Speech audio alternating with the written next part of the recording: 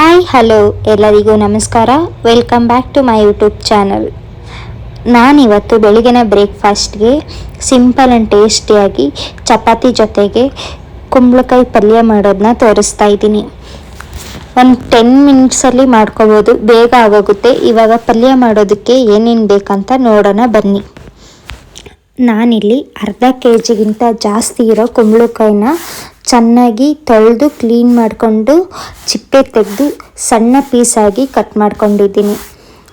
ಇವಾಗ ಇದಕ್ಕೆ 3 ಈರುಳ್ಳಿ ತಗೊಂಡು ಮೀಡಿಯಮ್ ಸೈಜಾಗಿ ಕಟ್ ಮಾಡ್ಕೊಂಡಿದ್ದೀನಿ. ಹಾಗೆ 7ರಿಂದ 8 ಹಸಿಮೆಣಸಿನ್ಕಾಯಿ, 3 ಒಣಮೆಣಸಿಕಾಯಿನ ಈ ರೀತಿ ಕಟ್ ಮಾಡ್ಕೊಂಡಿದ್ದೀನಿ. ಸ್ವಲ್ಪ ಕರಿಬೇವು, 1 ಕಪ್ ಆಗುವಷ್ಟು ಕಾಯಿ ತುರಿ, ಅರ್ಧ ಕಪ್ ಆಗುವಷ್ಟು ಕೊತ್ತಂಬರಿ ಸೊಪ್ಪು, ಅರ್ಧ ಕಪ್ ಆಗುವಷ್ಟು ಎಣ್ಣೆ, ರುಚಿಗೆ ತಕ್ಕಷ್ಟು ಉಪ್ಪು, 1 ಗ್ಲಾಸ್ ನೀರು ತಗೊಂಡಿದ್ದೀನಿ.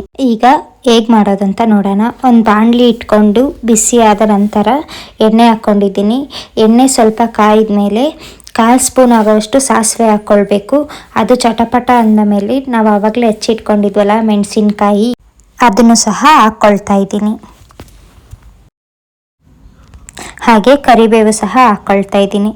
ಇದನ್ನು 1 ನಿಮಿಷದವರೆಗೂ ಫ್ರೈ ಮಾಡ್ಕೊಳ್ಬೇಕು. 1 ನಿಮಿಷದವರೆಗೂ ಚೆನ್ನಾಗಿ ಫ್ರೈ ಮಾಡ್ಕೊಂಡಿದ್ಮೇಲೆ ನಾವು ಆವಾಗಲೇ ಹಚ್ಚಿಟ್ಕೊಂಡಿದ್ವಲ್ಲ ಈರುಳ್ಳಿಯನ್ನು, ಅದನ್ನು ಸಹ ಇವಾಗ ಹಾಕ್ಕೊಳ್ಬೇಕು. ಈರುಳ್ಳಿನೂ ಚೆನ್ನಾಗಿ ಸಾಫ್ಟ್ ಆಗೋವರೆಗೂ ಫ್ರೈ ಮಾಡ್ಕೊಬೇಕು. ಈ ಚಪಾತಿ, ದೋಸೆ, ರೊಟ್ಟಿಗೆಲ್ಲ ಒಳ್ಳೆ ಕಾಂಬಿನೇಷನ್ ಅಂತಲೇ ಹೇಳ್ಬೋದು. ಅಕ್ಕಿ ರೊಟ್ಟಿಗಂತೂ ಸೂಪರ್ ಕಾಂಬಿನೇಷನ್.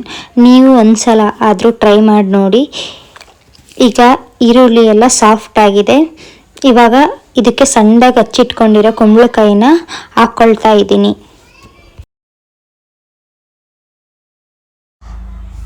ಇವಾಗ ಎಲ್ಲ ಚೆನ್ನಾಗಿ ಮಿಕ್ಸ್ ಮಾಡ್ಕೊಬೇಕು.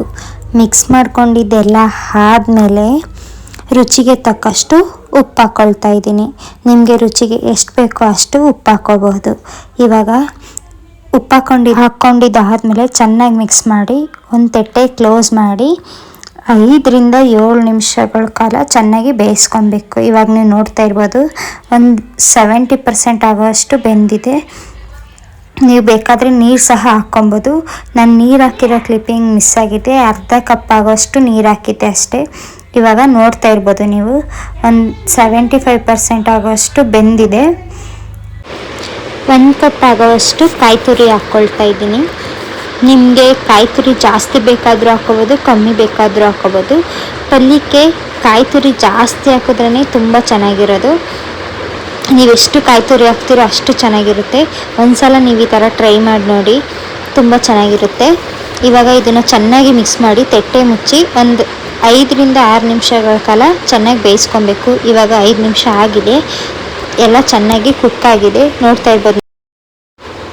ಇವಾಗ ಕೊತ್ತಂಬರಿ ಸೊಪ್ಪು ಹಾಕ್ಕೊಂಡು ಚೆನ್ನಾಗಿ ಮಿಕ್ಸ್ ಮಾಡಿದ್ರೆ ಕುಂಬಳಕಾಯಿ ಪಲ್ಯ ರೆಡಿ ಆಯಿತು. ನೋಡಿದ್ರಲ್ವ ಎಷ್ಟು ಸಿಂಪಲ್ ಆ್ಯಂಡ್ ಟೇಸ್ಟಿಯಾಗಿ ಮಾಡ್ಕೊಳ್ಬೋದು. ಆ್ಯಂಡ್ ಒಂದ್ಸಲ ನೀವು ಟ್ರೈ ಮಾಡಿ ನೋಡಿ, ಹೇಗಿತ್ತು ಅಂತ ಕಮೆಂಟ್ ಮಾಡಿ ತಿಳಿಸಿ. ಈ ವಿಡಿಯೋ ಇಷ್ಟ ಆಗಿದರೆ ಪ್ಲೀಸ್ ಒಂದು ಲೈಕ್ ಕೊಡೋದನ್ನ ಮರಿಬೇಡಿ. ಆ್ಯಂಡ್ ಫ್ರೆಂಡ್ಸ್ ಆ್ಯಂಡ್ ಫ್ಯಾಮಿಲಿಗೆ ಶೇರ್ ಮಾಡಿ ಈ ವಿಡಿಯೋ ಯಾರೇ ಸಬ್ಸ್ಕ್ರೈಬ್ ಮಾಡದೆ ನೋಡ್ತಾ ಇದ್ದೀರಾ ಪ್ಲೀಸ್ ಸಬ್ಸ್ಕ್ರೈಬ್ ಆಗಿ, ಅಲ್ಲಿ ಪಕ್ಕದಲ್ಲಿ ಕಾಣೋ ಬೆಲ್ ಬಟನ್ನ ಪ್ರೆಸ್ ಮಾಡಿ. Thank you for watching.